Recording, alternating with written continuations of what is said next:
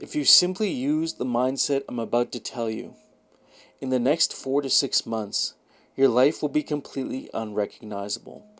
And there's an importance to this. Time is actually running out. You probably have the next 1 to 2 years to find your true purpose and act on it. If you're like 99% of people, you're working like a cog in a wheel, a part of a big machine that uses you for your labor, sucks out your emotions, and leaves you feeling energetically depleted at the end of the day. This is not a life many people want to live, but you have something that they don't. You have an awareness. You have an awareness of where you don't want to be, but you're doing something every day that is self-sabotaging you and making you drift from these desires that you have. And I'm going to share with you some of the mindsets around creating the reality you desire.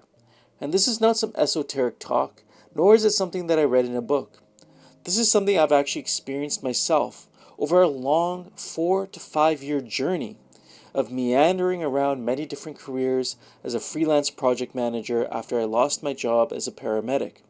Now, what many people do that keeps them stuck in a lower level of emotions, a lower level emotional state, is what I call time traveling.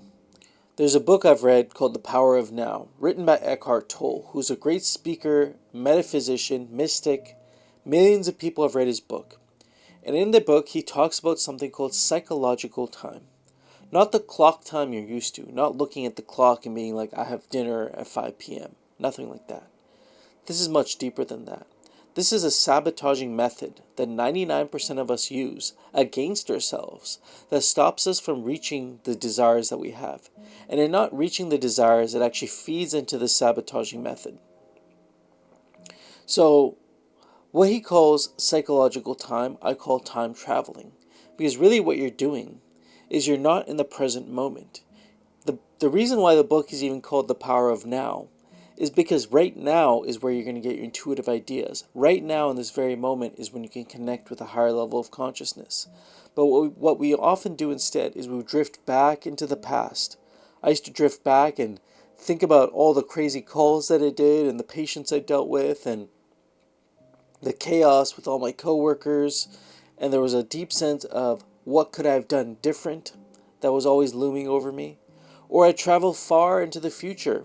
This, of course, future being uncertainty, but traveling far into this uncertainty and giving myself unnecessary anxiety about things that haven't even happened yet.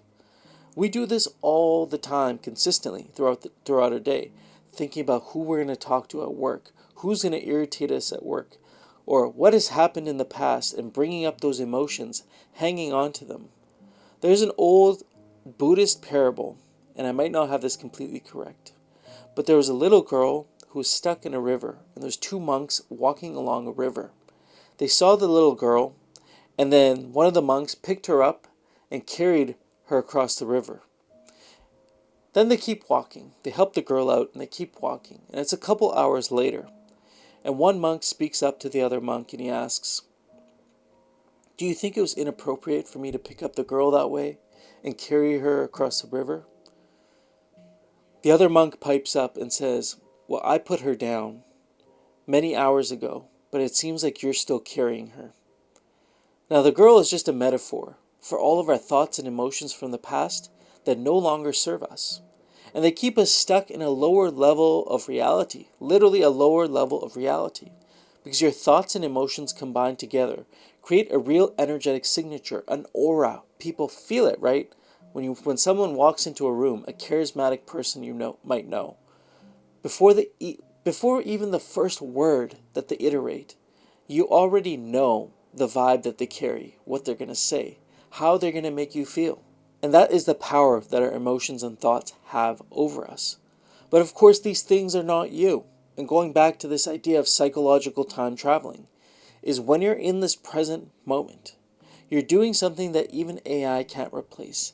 You're doing something that is truly unique and human to you, which is being present, being aware, exercising awareness of who you are now, what you're feeling in this moment, and actually even elevating your level of awareness to what you really want, and making your ideas not just a picture in your mind, but living, breathing things that can be acted upon.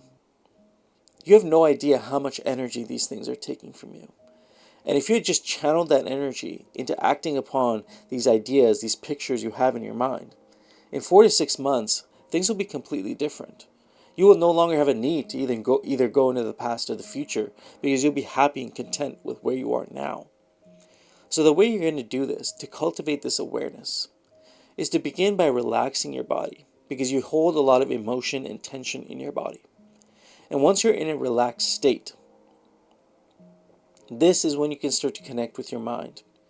Begin to realize these thoughts are not you. These emotions are not you. And begin to detach from them by simply sitting there and observing them.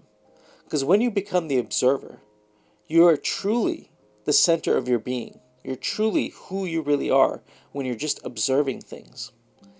And in observing things, it doesn't have to be a crazy guided meditation, although maybe that could help. You'll begin to see a pattern emerging in your life.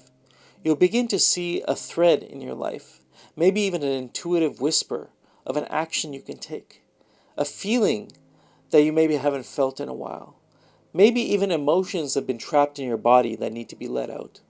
I've done this exercise with clients before where we go into a state of relaxation and then into silence, and they immediately start bawling their eyes out. They start crying. All this emotion comes up. When you let go of that emotional energy, that's when you can use that energy and transmute it into something you actually want to create instead.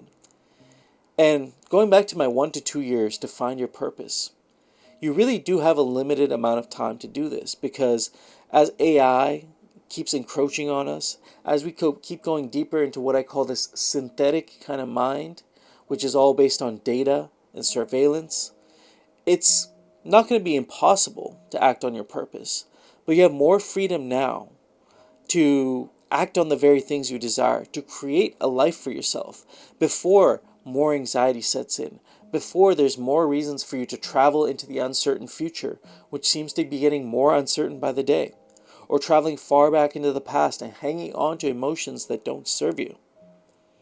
So if you want an exercise that'll actually help you do this, I have a whole write-up, a starter guide you can get down below for free.